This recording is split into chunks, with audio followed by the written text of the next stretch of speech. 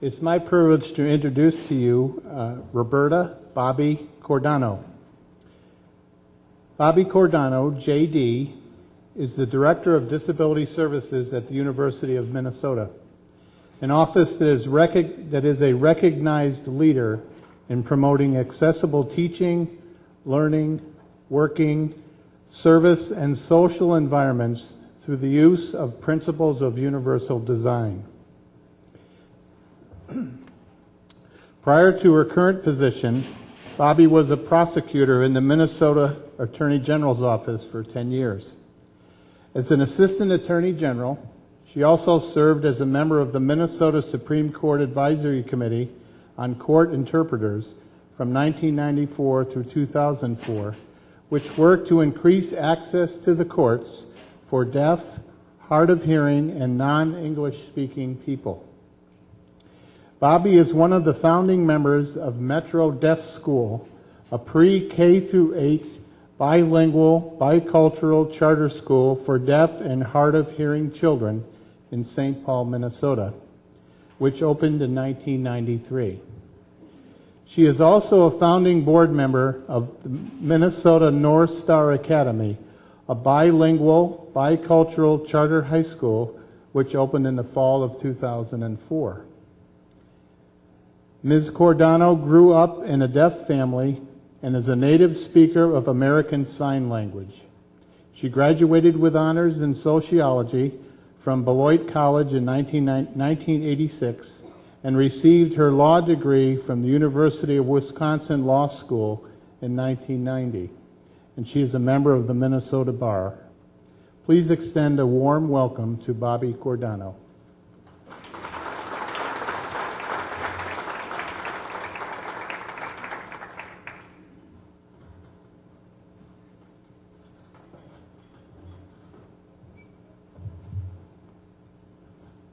I just need to hook up. You know, we've entered into a new era when now speakers come up, they have to hook up, you know, it's technology. Hold on. Can you make sure that it gets over there? Oh. But why does it do that? Hold on.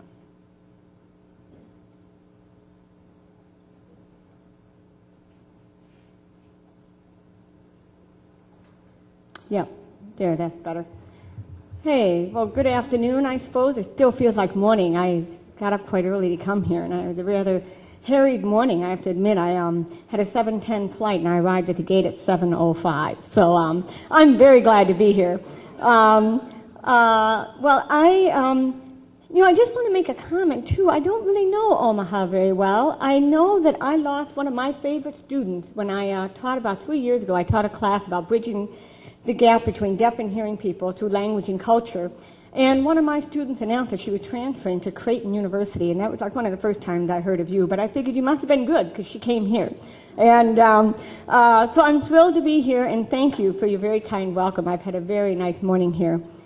I'm going to focus the keynote portion of this today on kind of thinking about a framework for achieving accessibility through the compliant component and then design.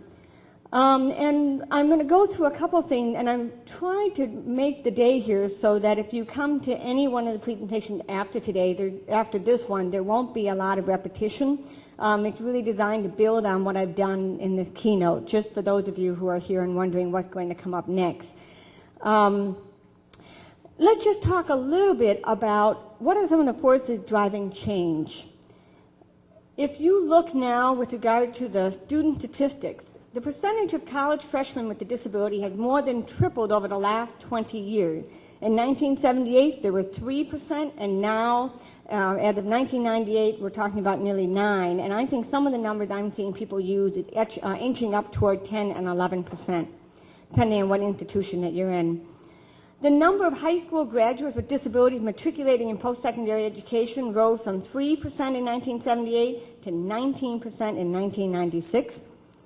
1 in 11 first-time, full-time freshmen entering college in 1998 self-reported a disability, meaning they have hearing, speech, orthopedic, learning, health-related, or sight condition or other disability condition.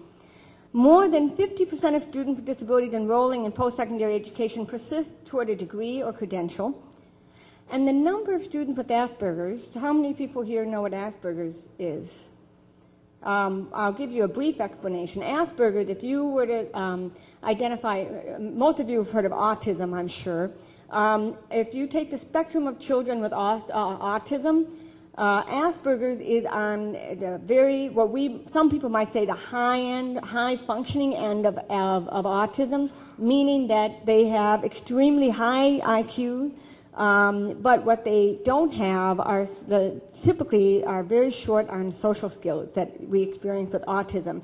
But so sometimes we say Asperger's is at high end. High sometimes is a judgmental word that I'm not quite sure what to do with, but I'll just use that phrase. But children with Asperger's, the number of children with Asperger's had grown by over 800% in this last decade. And what's very interesting is if you go to Silicon Valley, if you go to Rochester, Minnesota, where we have high-tech center, there are extremely high numbers of children with Asperger's because their parents probably had a fairly mild form of Asperger's, and they went into high-tech and infotechnology, information technology, research, high mathematics, physics. And so they then endeavored into these fields that are perfectly suitable for them. Then they marry each other. Then they have children who have even more severe Asperger's. And so that's one of the phenomena that we've seen around the country.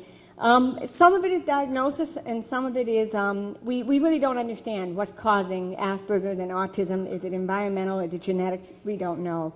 But it is something important to know in terms of statistics and what the changing trends are and what we'll see in the future. Let's talk a little bit about workplace. We've got a lot of people here who work at Creighton University, so what do you look like? I can tell you a little bit about national workforce. The median age is 40.5 in 2004. It's projected to be 41.4 in 2012. At the University of Minnesota, interestingly enough, the median age is 45. And I don't know here, I don't know, Bill, do you have any idea what the median age is of your workforce here?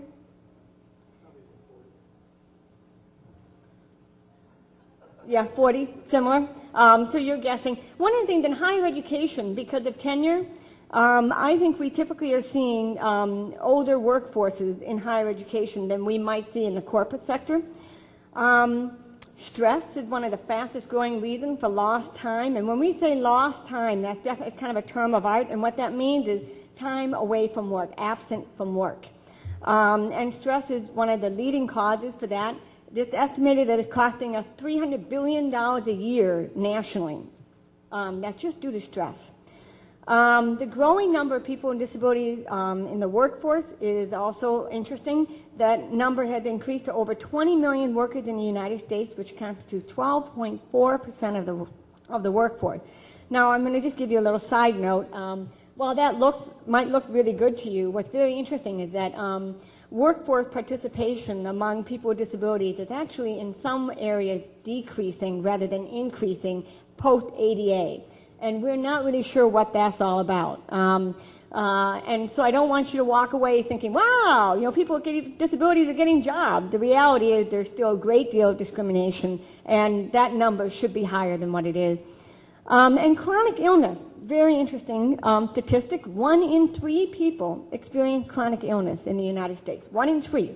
So look around at your table. There are an average of 6 people at a table. 2 of you are likely to have a chronic illness. And if there aren't 2 of you at your table, there are probably 2 others at another table that will make up for the absence of those at your table. Oh, sorry.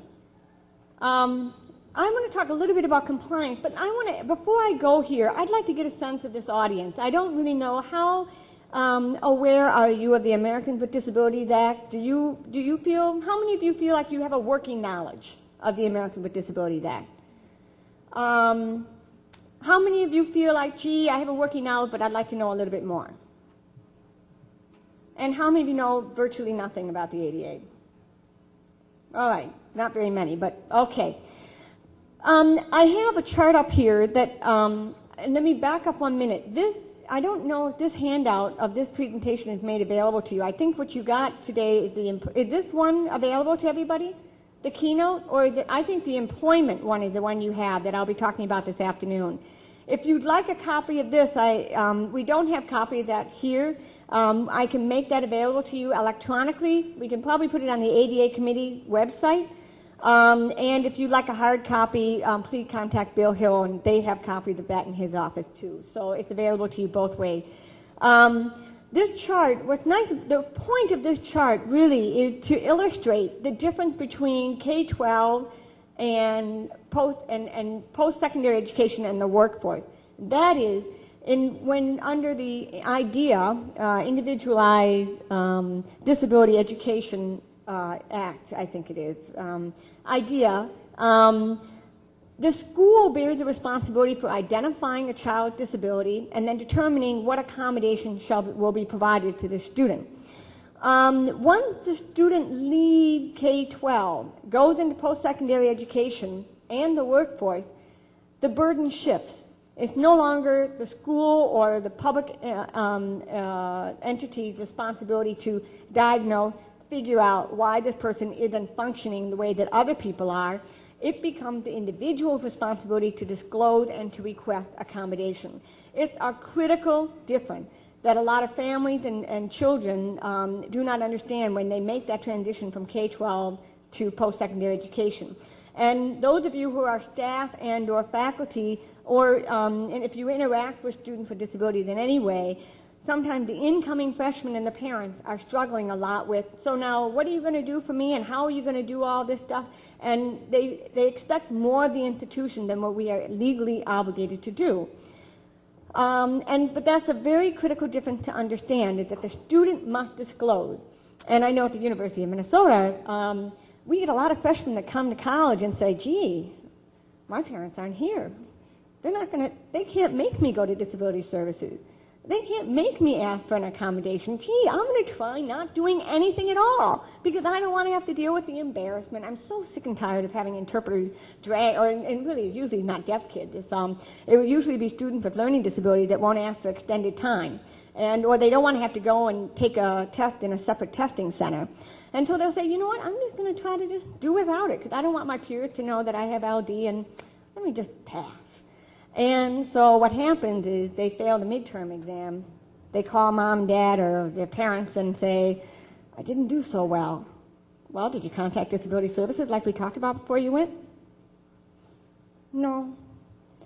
And then you can imagine the conversation after that. And the point being is that student, the university has done nothing wrong. Whereas if we were a K-12 institution, we would have had an obligation to identify that student and to know that student was registered or had a disability before they came. So the burden of disclosure is on the student and or employee under these laws. I am actually going to skip over the ADA because I think the information that will be made available to you in the handout on this is also in the handout on employee. But I do want to talk a little bit about the definition of disability. A person with the disability, if the person has a disability, if they have a physical or mental impairment that substantially limits one or more major life activity, walking, standing, seeing, speaking, hearing, breathing, taking care of oneself, or learning. And this is not an exhaustive list. This is only a list of examples. But what's really critical is that when we talk about disabilities, a lot of times we think about disabilities as those that are visible. And I want to just point out in this chart, you'll see that on the top we have systemic. Systemic is like MS. Someone who has MS has a systemic disability. If you go, for you it would be to the right, LD, ADHD, which stands for learning disabilities and attention deficit and hyperactive disorder, psychiatric, acquired brain injury, sensory, meaning deafness, sight, and mobility. These are some of the types of disabilities that you see. Now, you'll notice some of them are shaded, and what's the point of that? The ones that are shaded typically are the hidden disability. When I speak about this, I am fairly passionate about the fact that in 1990, when they passed the Americans with Disabilities Act, we had made some progress in achieving access for people with visible disability. Our society has gotten quite used to having interpreters. They've gotten quite used to the expectation that I might request an interpreter. We've gotten used to the expectation that there have to be ramps. We're used to the idea that we're going to have books in Braille. But our society is not used to the fact that we have more and more people who wear hearing aids that actually are having a harder and harder time communicating. They're not used to the fact that we have more and more people walking among us who have bipolar disorder, who have schizophrenia, who live with major depression. Our society is not used to the fact that there are chronic illnesses that are unpredictable in the effect that they have on the individual. And there is a great deal of bias today, and that is the work that many of us have to do in today's world around disability, is to focus on the hidden disability as much as we have focused on the people with visible disabilities and their need. The issues that we have with hidden disabilities is passing. I gave you the example of the student with LD who doesn't want to disclose because he doesn't want his classmates to know, faculty to know. But let's all talk, one of the things that in your workplaces, you probably have colleagues who have lost some hearing. They've started to wear hearing aids. You know they're probably missing something. They may not be getting everything, but nobody's talking about that. And they just pass because it's sure easier to pass than to say, can we just stop this meeting for a minute and have you repeat what you just said because I didn't understand that? That's not something hard-of-hearing people like to do very much. But let's talk about someone who has MS, might not disclose at all to their supervisor or peers for a very, very long time out of fear of stigma that, man, if I tell them now, what are they going to think of me? Are they going to think my productivity gone down? And if I'm sick tomorrow, they're going to think it's MS and actually I just had a cold. And, you know, people jump to conclusion. Another thing that's very difficult is that when people start to experience chronic illnesses, in particular, suddenly their identity starts to shift, and they no longer quite are sure what world they belong in. If you can imagine a world with people with disabilities, or there's this middle world of people who are in transition between being disabled and not, if you will, there is a continuum, and they're shifting in a very different direction. It's very difficult to deal with. A lot of hidden disabilities are also involve erratic symptoms, if you will. They're not always predictable in how they manifest themselves. Even me, who I consider myself deaf, but I am functionally probably more hard of hearing. With one person, I will do fabulously well. And in fact, I can have a meeting with 3 people that I know very well and whose voices I can understand. And you put me in a room with another, same number of people, and I can barely function. And there are so many different factors. It could be the room, it could be the accent, it could be a number of different things. But it's very unpredictable in terms of how I will be able to function from one situation to another. The other thing is very challenging, and the ADA doesn't help any of us with this, is that the ADA there is a burden of proof to have to prove you have a disability. That's a very awkward and difficult process for a lot of people, and it's one that they sometimes don't even want to have to bother with, so they would rather not have to do that. And the biggest thing to keep in mind is that one of the fastest growing groups of people with disabilities is people with psychiatric disabilities. At the University of Minnesota, it is now the largest group of students and employees that we serve. But, you know, it's interesting. Up until 2 years ago, LD was the largest group of students that we serve. And you know what's interesting? I don't think we have more than 2 people among the, oh boy, I mean, we have 55,000 students at the university and probably about, I think, over 20,000 employees, something like that. And we only have 2 employees, I think, in our office that are registered that have learning disability. So where are these people with learning disability going? Are they not disclosing when they come to the University of Minnesota and work for us? Do they not come to work for us? I mean, I don't know what's happening. But it's astonishing when you see the numbers of employees registered. They don't reflect the numbers of students that are registered. Yeah, I'm going to skip through because I'm aware of what I want to talk about today is to focus a little bit more on a paradigm shift. You guys all know what the law says. You know what we're obligated to do. That's fine. But let's talk a little bit about a paradigm shift that I want to challenge you all to take your thinking and kind of turn it around on its head, if you will. First of all, are many of you familiar with the social model? Good. Great audience for this. Okay. The ADA is based essentially on the medical model. The disability is basically a deficiency or an abnormality, okay? It says, you prove to me that you have a disability, so you have to come into an office and say, here's my documentation. And you look at my audiogram and it'll tell you how deaf I am, if you will. But on that paper, that audiogram shows you how deaf I am relative to what? To a hearing person who has so-called normal hearing. So what we're measuring is the depth or breadth of my deficit, okay? The disability resides in the individual, right? I come in and I'm the one who has the disability. I wear the hearing aid. I'm the one who needs to use a sign language interpreter.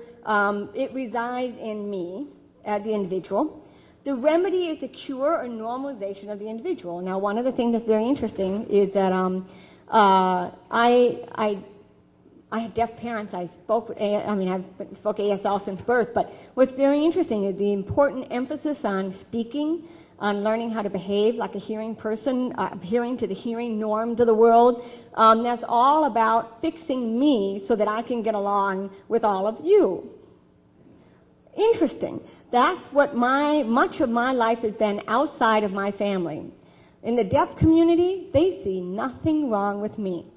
They look at me and say, that's Bobby. My hearing, there is no deficit. In fact, it's a positive thing that I'm deaf. That I sign is a positive thing. In fact, there are a lot of, you may have read articles about deaf people wanting to have deaf children, in part because that's normal in that culture. And I wanted to say, when I said to get along with all of you, there is no judgment placed in that, except it is what our society does expect of people with disabilities, is that we have to learn to function in the world. The world doesn't change itself for us. And the agent of the remedy, the person who cures or fixes me, is usually a professional, is someone who fixes my hearing aid, it fits me with the hearing aid, recommends a cochlear implant, likewise. And I'm using my example to keep it somewhat personal.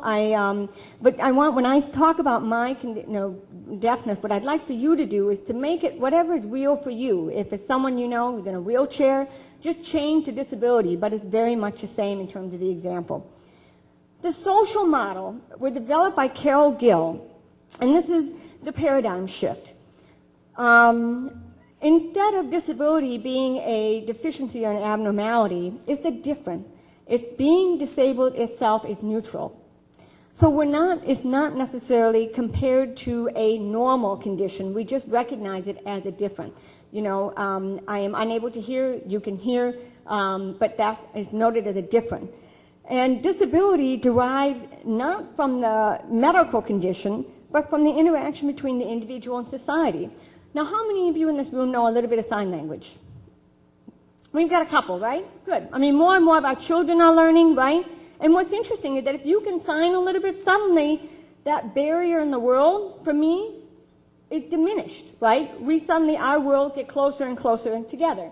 And when we provide wheelchair access, and sorry to use you as an example, Mark, but if I may, if this campus is completely accessible, the fact that Mark wheels around in a wheelchair is completely irrelevant, isn't it? It only becomes relevant when a power door doesn't open, perhaps. When I think I saw in that video, the guy had to go and actually click some button, that Mark would not be able to reach to open the door. That's when the disability becomes real and material. It's the environment that is disabling, in other words. It's not the condition that the individual holds. And then the remedy is the change in the interaction between the individual and society. Now, that interaction can happen in a number of different ways. It can be a physical change in the environment. It can be an attitudinal change. It can be a programmatic change or a policy change. The key thing is if we have the right approach between two individuals and recognizing that this is a person and I'm a person and we just have two differences in how we work in the world, and we're going to work to navigate that, suddenly the way we change that interaction to achieve the goal of whatever we're trying to do is what material. So, for example, providing a sign language interpreter is a change in the interaction. It provides me communicative access to this environment. But so does it also provide you with communicative access, because at some point, I don't have them speaking for me, but at some point we'll have some dialogue. I'll be asking some questions, and I'll give you a scenario later in the afternoon. And when you speak back to me, I will have an interpreter behind you signing back to me. Well, that interpreter is working for you, not just for me, right? Because that way I can make sure I understand you. So the interpreter is interpreting you to me, but working for you in that instant. So that's a change in the interaction. And the agent of the remedy can be the individual, it can be an advocate, it can be a professional, it can be anybody. There isn't any one expert that has to solve this problem. So what that does is, when you think about your student empowerment network, I mean, it's the idea of empowering all of us in this room to be the one to change the nature of the interaction between all the individuals on this campus. This brings us to universal design. Universal design is the design of products and environment to be usable by all people to the greatest extent possible without the need for adaptation or specialized design. It's not just one size fits all. The primary goal of universal design is to create flexible, customizable product, courses, programs, activities, and environment. And I've already kind of led you up to this, but there are 4 environments that have to be examined to create meaningful access. So before we get to universal design and some of the actual to-do, the one thing that I'd like to do is to set this up for all of you. And so if you can think in these terms of these 4 environments and everything that you do and that you touch, you will materially change the interaction between you and the people in your community. So the 4 environments are physical, programmatic, policy, informational, and attitudinal. So what does that mean? So let's examine your world for a minute. Physical environments. We got a little tour on the video a moment ago. That includes doors, entryways. You have that's actually a student union on a campus. So you can see that it's kind of hard to see, but there's a power door, and the doors open up, and you can see there's a kind of a flat sidewalk. That building is ideally accessible for just about anyone walking in. If you've got MS, you don't have to traverse up some stairs to get into these doors. If you have your hand full of books and you need to get through these doors, what do? Bend down and bump the power door opener. So really what that is, universally designed, it's intended to provide meaningful access to that physical environment. And then the right-hand corner is an example of a drop-off. And you can see there that there's a drop-off there. There's also a curb cut. But there's plenty of room in this area for a van to pull up, the doors are open for people to come. And that's just an example of a design of an exterior sidewalk. That's actually outside of a voting booth, I think. Then, let's see, it would be your left-hand corner. Is an example of a device that actually helps navigate. It's a little ramp that goes over small bumps that are just like 1 inch tall, and it can be something that people might easily trip over or not be able to navigate well, and it's something that can be hard for even a chair to wheel over. And this is just an example of an adaptation that can be put into an existing area that's problematic. And then the last picture is actually of a dorm room. And I have to admit, I've looked at this, and I actually think the picture of the dorm room you have on your website is a little bit better. Because this one still looks a little narrow to me. And that door on the right and the far back, I don't know what that leads to. But I don't know exactly how easy it would be to wheel around that room. But anyway, but this is theoretically an accessible room, and you can see in the bathroom they've got some rods there that make it easy to stand up and sit down if you're going to the bathroom. Programmatic and policy environments. What does that mean? This is probably the one that most people have the greatest difficulty with. What this means is we set up policies and programs every single day. You write syllabi, and you put in your syllabi requirement that students have to adhere with that may have some artificial requirements that create barriers for students unintentionally. And so the question you have to ask yourself is this requirement necessary? For example, one of the issues that comes up the most is time test. How many of you feel that, well, I shouldn't ask, I'm not going to, we've had this discussion about whether time tests are essential to demonstrate learning. And there has been a study that I've seen where it showed that when they gave unlimited time to students on a test, the student performed no differently when they had unlimited time compared to when they had, an hour, for example. And so one of the questions that we often raise is, what is it that we're measuring when we give time tests? Because one of the effects of having time tests is that if you have a test that goes for an hour and a student has LD and they get time and a half, the result usually is that we have to take that student, remove them from that learning environment and their peers, and they go somewhere else to take the test so they can have an hour and a half. Now, what's very interesting is, so if this test was designed for an hour, why don't they just schedule the testing room for an hour and a half so that nobody has to leave the room? Or for 2 hours so nobody has to leave the room. That's one option. Or the other option is just to ask yourself, why am I timing this? Sometimes I think, the thing that I'm challenged by is that I think that fluency, sometimes people believe the speed with which you think is a measure of your knowledge or fluency of knowledge. And so what's interesting is that true? That are you somehow smarter, better because you can do the test in 2 minutes as opposed to 4 minutes? What are we really proving? And that's an example of a programmatic barrier that could be placed. And I have to tell you, this topic is a very controversial one in mathematics, for example, and I don't think we're working on this issue with our Department of Mathematics at the University of Minnesota, so I expect someone to pull me up afterwards and say, you know what, I have a bone to pick with you, Cordano. It's not an easy one. But there's also the policy and programmatic things that we put in our workplaces that create barriers. There are sometimes expectations that you have to come to work by 8 o'clock and you have to leave at a certain time of day, when there's nothing essential about being at your desk at 8 o'clock. Nobody comes in to see you at 8 o'clock. And whether you come in at 8 o'clock or 8:30, actually there may not be material.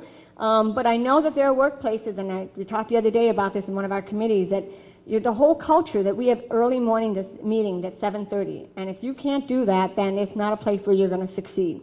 But that's an example of a programmatic barrier that's in a workplace that might actually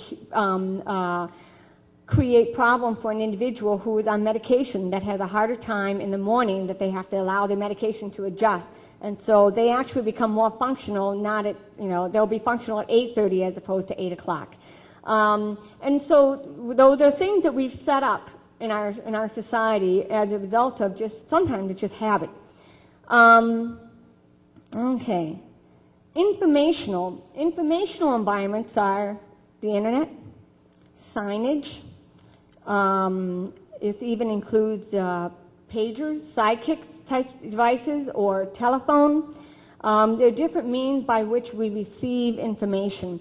We put in sign language interpreters in the category of informational environment because as a person who is deaf, I need to receive information and through a communication mean, and I do that through an interpreter. Likewise, blind people, they can't necessarily just open a book. They will either get it in Braille or they'll have it through a screen reader. But what's interesting about informational is that I have a great example from the University of Minnesota. We had a president prior to this one, Udolph, who was brand new to our campus. He came up from Texas. And what was most fascinating was he kept getting lost. And he kept calling and saying, where am I?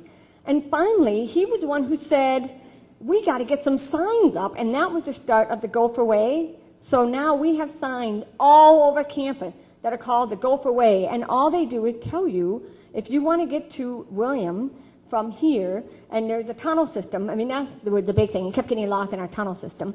And you can now know Williams is that way, Northrop is that way. And so these signs tell you where you are. But what's interesting, this was the president of the university we were putting up signs for. It wasn't, people with disabilities. But what's interesting is that he needed something that people with disabilities need too, and that's informational access.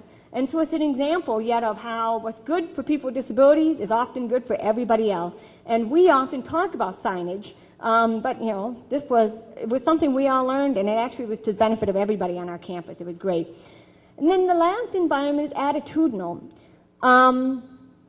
attitudinal access is probably about 80% of the problem in terms of problem and solution, if you will.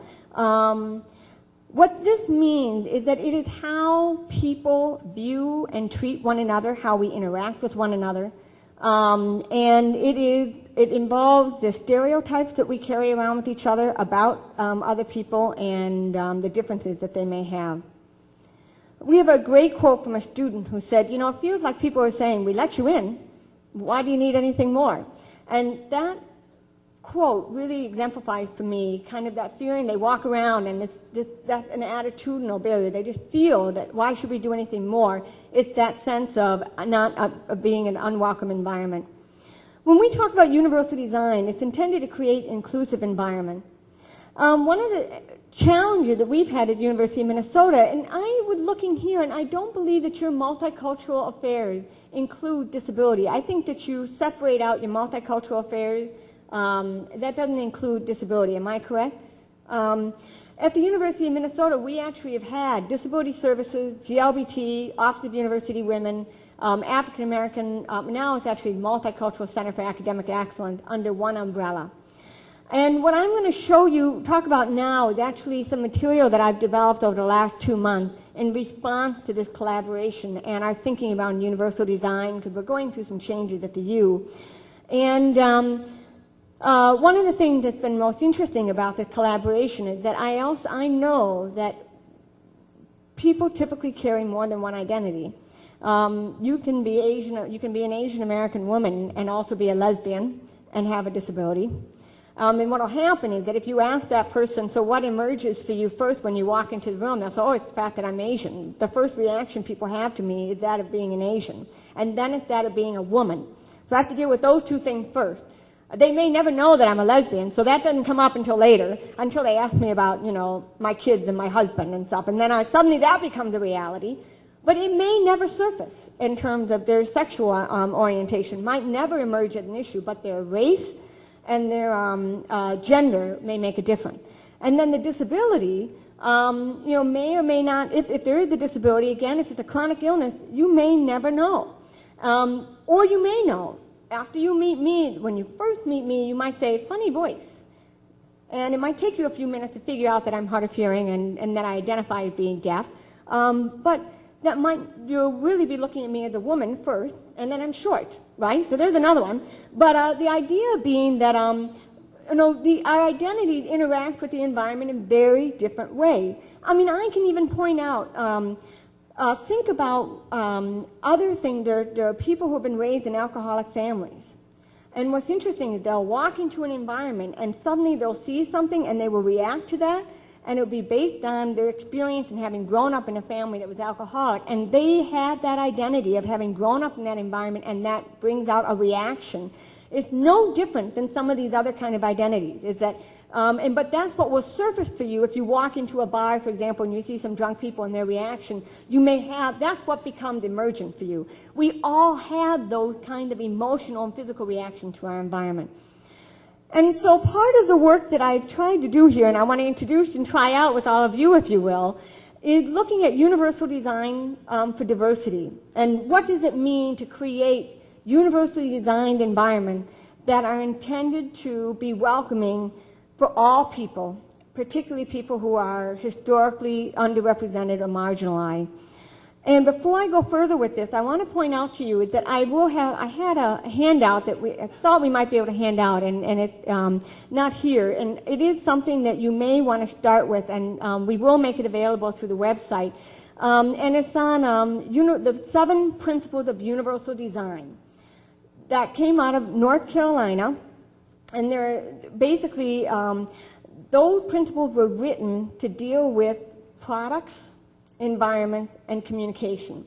And what I've done is taken those 7 principles and said, okay, how would we do this in thinking about our environment that we work, play, teach, learn, and socialize in?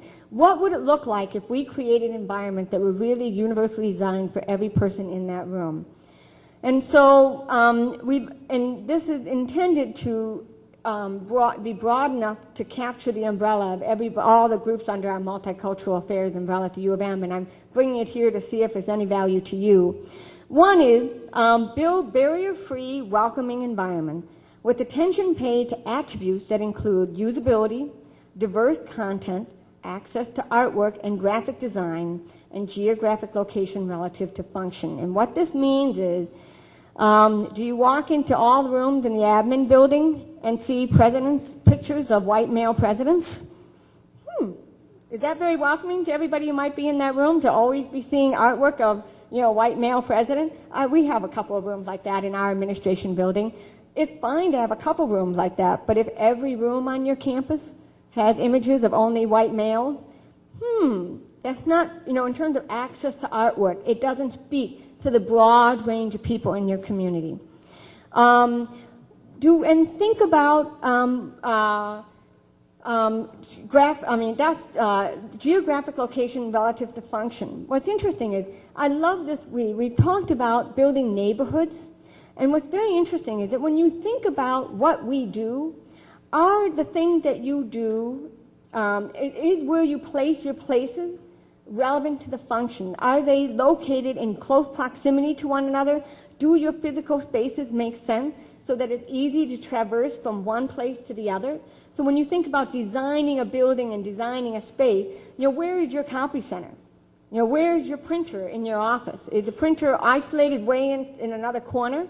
Or is the printer, do you have them in several locations so that everybody can just get up from their office and walk out no more than 10 paces and get a copy from a printer?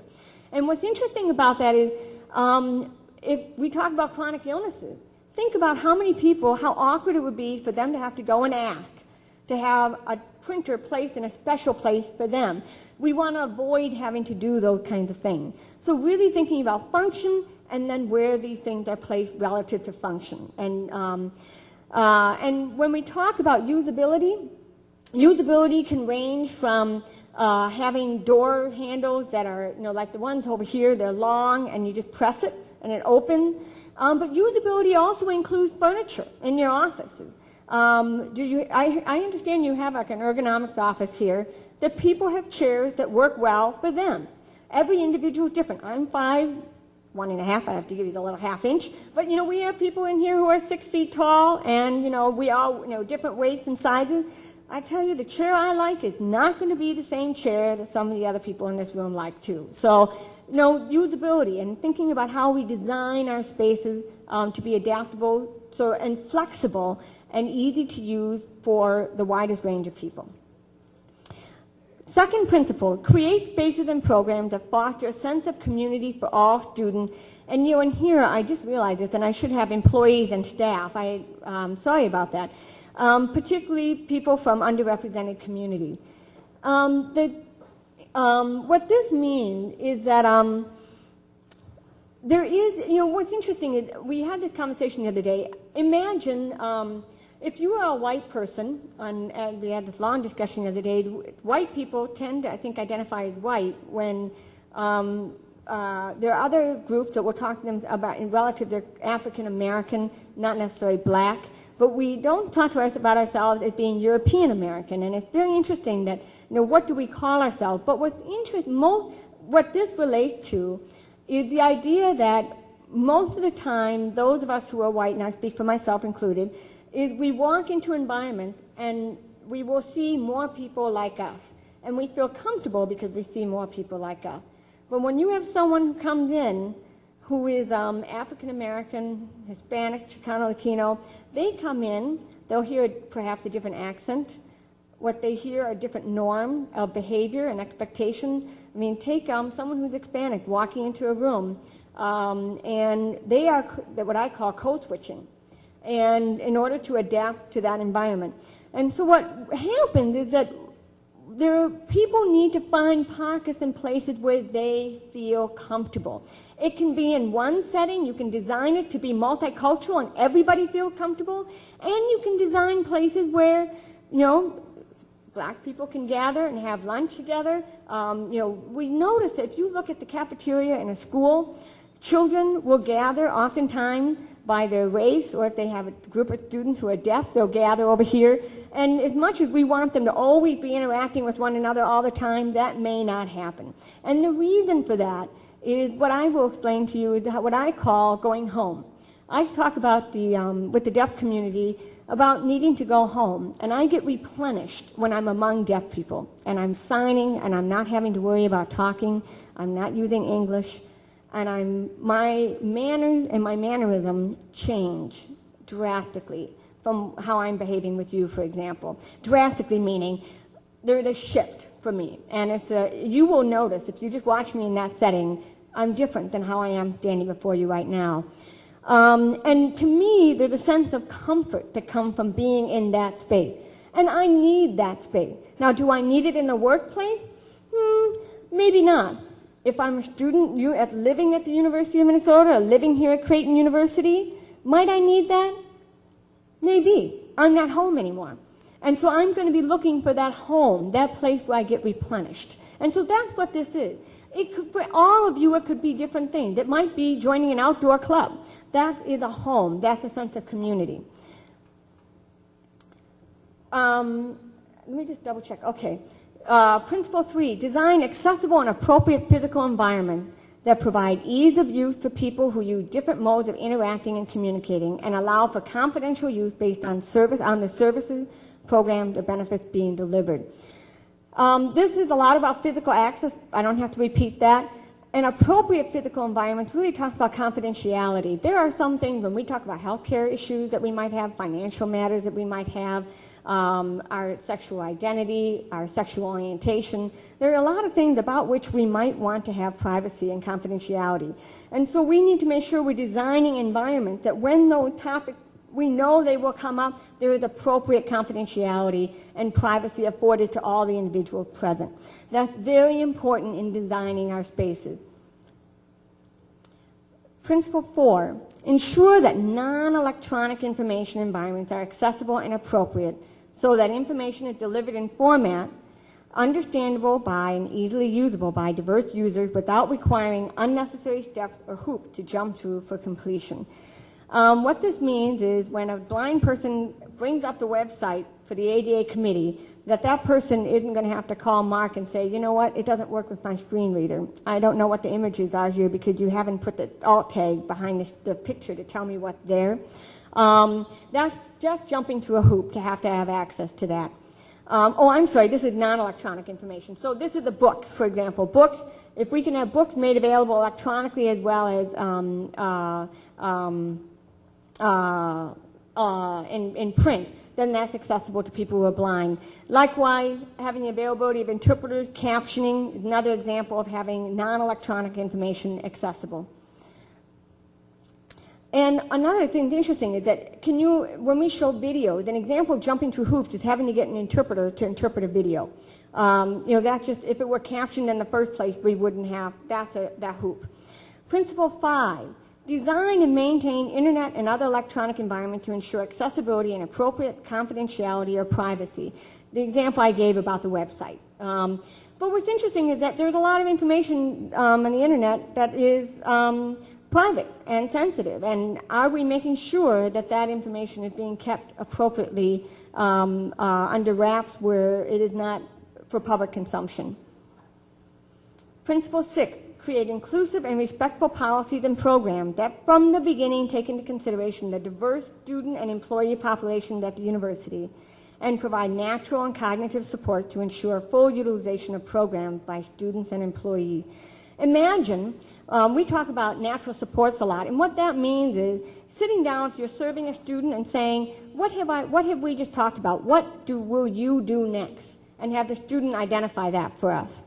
But if we think about how we serve our students, how we work with our employees from the very get-go, that will make a big difference in terms of the accessibility and the welcomeness of these programs. And lastly, hire and develop personnel who understand, respect, and value the university's diverse community of students and employees. I can't say enough about it's not only just looking at making sure that we hire people who are diverse into our workplaces, but it's also training the people who are already there and making sure that we're all aware of the things that we can do to improve the environment for everyone. And that really, and given that we are human enterprises, our university, we are more about people than we are about things.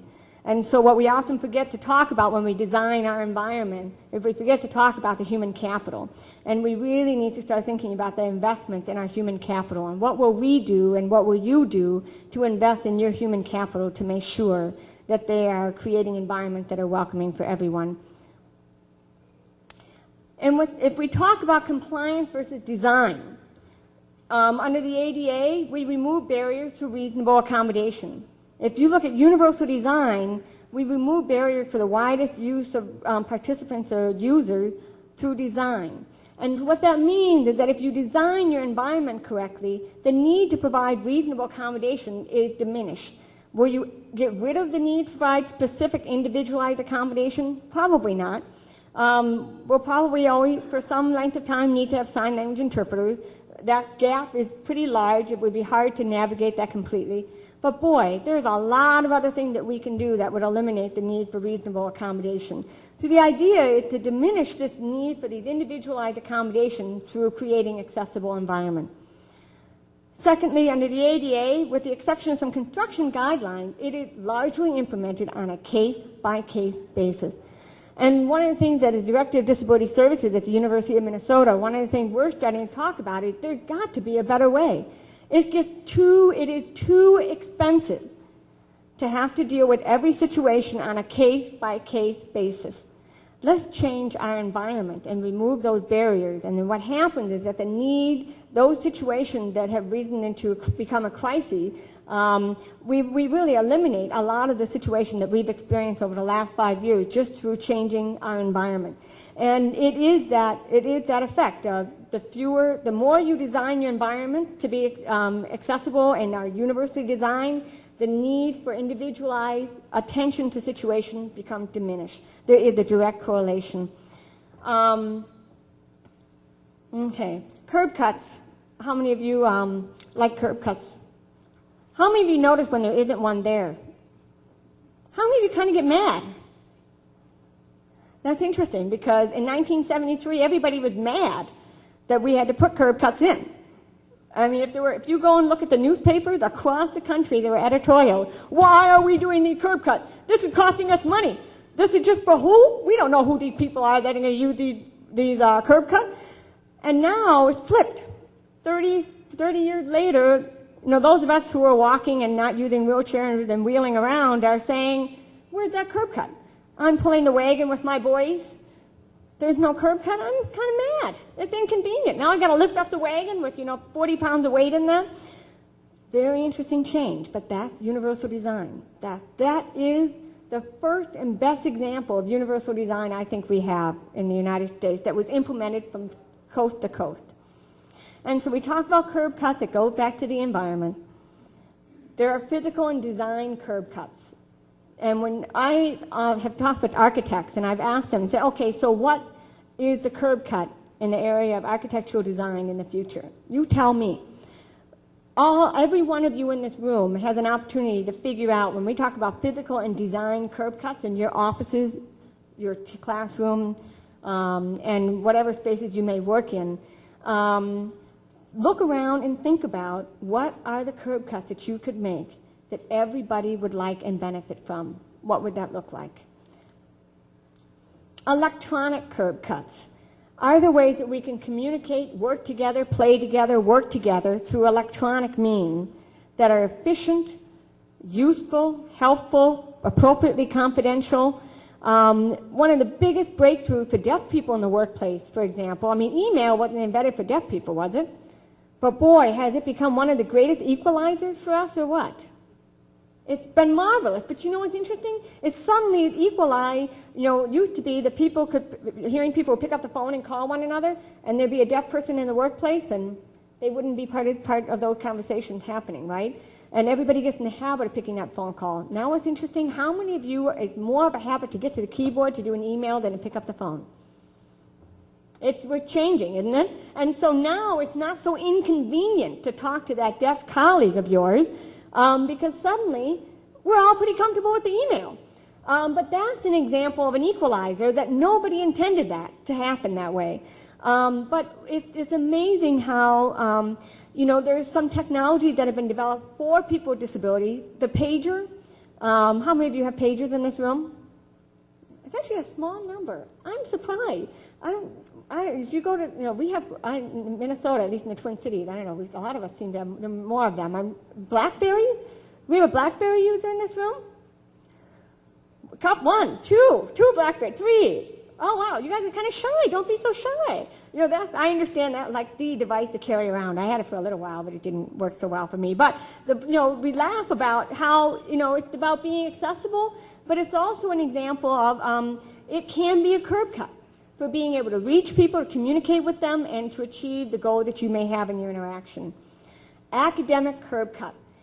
If later on I will talk a little bit about universal instructional design. There is a whole movement. If you're not aware of it, you may want to pass along to your colleagues. By the way, can I ask, how many are service providers in this room? How many of you are faculty? And then staff? I don't know if I should just staff. You might not. Okay, all right. What's interesting when we talk about academic curb cut is, we talk about syllabi, and there are things that you can do and words and language that you can use in your syllabus. There is also expectations of students that you can craft in a certain way that are really fit with the principles of universal instructional design. At the University of Minnesota, we've done a lot of work around this area too. And so that's what I mean by this, and I will talk a little bit about that later today. Workplace curb cut, we've been talking a little bit about that. And social curb cuts. What are things that you can do in your social interaction that will create more welcoming and engaging environments for all the members of your community? Future trends in higher education, and I'll kind of wrap up here. The responsibility for designing, creating accessible environments will be shared throughout the institution. And increasingly so, because I can say from an administrative standpoint, we've been watching our accommodation budget grow and grow and grow and grow. Our accommodation budget at the University of Minnesota, just to give you an idea, is about $1.7, $1.8 million right now. And what I've managed to do is to slow down some of the growth of that, in part by looking at changing some of our environment. And if we can change the way professors teach, change the way classes are designed, change the way some services are delivered, change accessibility to information technology, we can reduce some of the individualized cost of accommodation. And thereby we focus less on case-by-case accommodation than more on system change. The other benefit of system change is if you change your system, people no longer have to feel conflicted about disclosing. The person who has MS is still going to be able to keep on working, and if he or she wants to tell someone that they've got MS, they can do that. If they don't want to have to tell someone they've got MS, they may not have to, because the workplace has been designed in such a way that they can ask for what they need without having to disclose. That's the ideal. We need to continue to explore new applications of technology to remove barriers or improve access, and develop sustainable strategies that will benefit the widest range of people in the institution community. And really, it's about thinking of design as opposed to compliance. If you stay with compliance, it's only going to get you so far, and in the long run, it will cost you more money. If you start moving from the goals of compliance, which is to change our environment, ultimately, what you'll find yourself doing is saving money in the long run and having a more engaged, welcoming, and dynamic community. Thank you very, very much.